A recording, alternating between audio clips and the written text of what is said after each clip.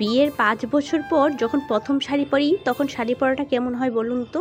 আর আমাকে দেখতে কেমন লাগছে অবশ্যই বলবেন। খালি শাড়ি পরলে হবে, রান্না করতে হবে না? চলুন রান্না করি। প্রায় ২ দিন ধরে শরীরটা প্রচণ্ড খারাপ, তাই একটু ঝাল ঝাল কিছু খেতে ইচ্ছে করছে। আর আমি এই যে শুটকি রান্না করতে চলে এসেছি। আমার বরাবরই শুটকি অনেক পছন্দ। এর আগেও আপনাদেরকে আমি রেসিপিটা দিয়েছি, তাই আর আজকে আমি বলছি না আমি কীভাবে কী রান্না করছি। শুধু দেখতে থাকুন আর একটু লোভ দিতে থাকুন। বেশিক্ষণ লোভ দেবেন না, তাহলে কিন্তু আমার আবার পেট খারাপ হয়ে যাবে।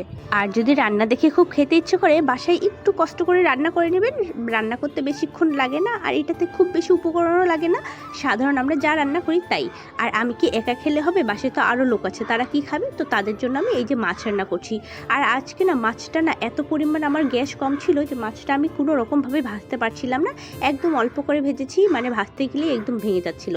আর এই পাশে মশলাটা কষিয়ে নিয়ে এই যে আমি মাছটা দিয়ে দিচ্ছি।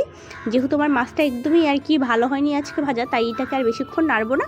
জাস্ট একটু মানে নেড়েচেড়ে দিয়ে একটু পানি দিয়ে বসিয়ে দিব, তাহলেই হয়ে যাবে। এই পাশে তো রান্নাবান্না শেষ করে প্রচণ্ড পরিমাণে ক্ষুধা লেগে গেছে, তাই আর বেশিক্ষণ ওয়েট করবো না, চলুন তাড়াতাড়ি খেয়ে নেই।